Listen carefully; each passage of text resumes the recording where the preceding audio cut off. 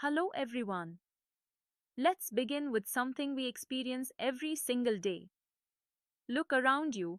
Birds glide across the sky, fish dart through water, blood flows tirelessly inside your veins, and even the planets above us keep moving without pause. Motion is everywhere. But sometimes, we don't see motion directly. Think of a still morning. You notice dust drifting in sunlight or leaves swaying in the breeze. That's how we infer the air is moving. And then comes the big mystery: the earth itself is in motion, spinning and revolving around the sun. Yet we don't feel it. Why? Because motion is often subtle, relative, and not always obvious. This is where our journey into describing motion begins. Now, here's something fun to think about. Imagine sitting in a moving bus. From your seat, you see the roadside trees rushing backwards. Yet, when you look at your friends sitting next to you, they seem perfectly still. Meanwhile, a person standing by the roadside sees the bus and everyone inside it whizzing past. So, who's correct? The truth is, all of them. Motion depends entirely on the observer and the chosen reference point. What's moving for one person may appear stationary to another.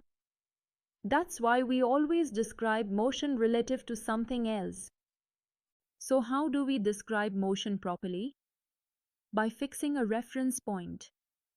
Think of it like this: if I say my school is 2 kilometers north of the railway station, I've chosen the station as my reference. Without a reference, position is meaningless. In physics, we often call this chosen point the origin. To describe motion, we track how the object's position changes with respect to this origin over time. Symbolically, we can write position equals reference point plus displacement vector. This is the foundation, the starting line for every motion problem.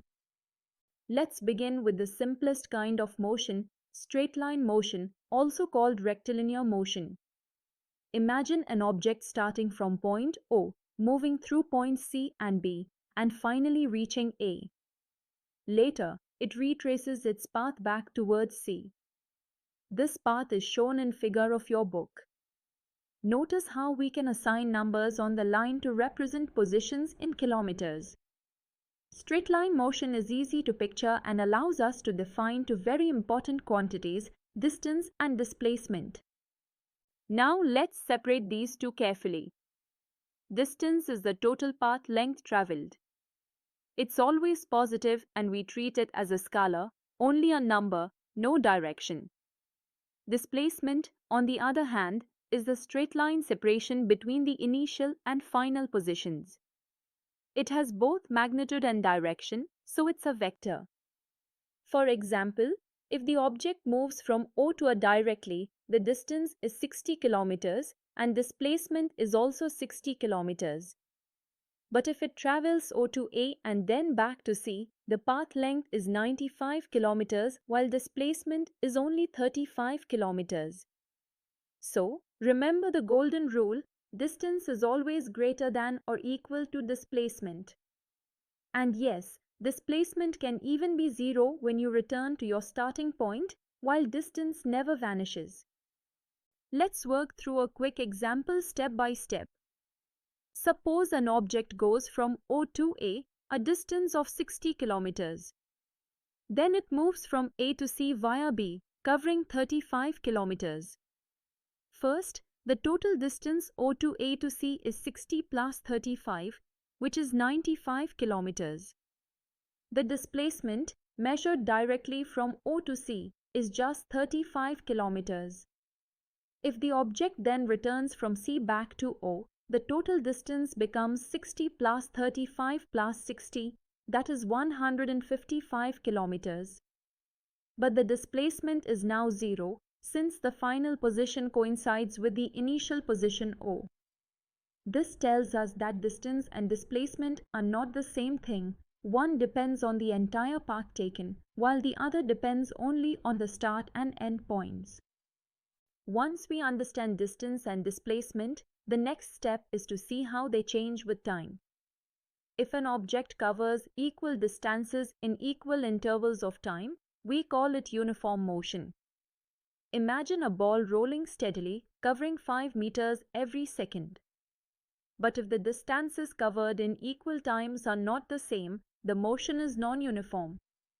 Think of a car stuck in city traffic or a jogger slowing down and speeding up in a park. In table from your book, the data for objects A and B shows how distances vary over time. By comparing their values, we can easily judge whether each object is in uniform or non-uniform motion.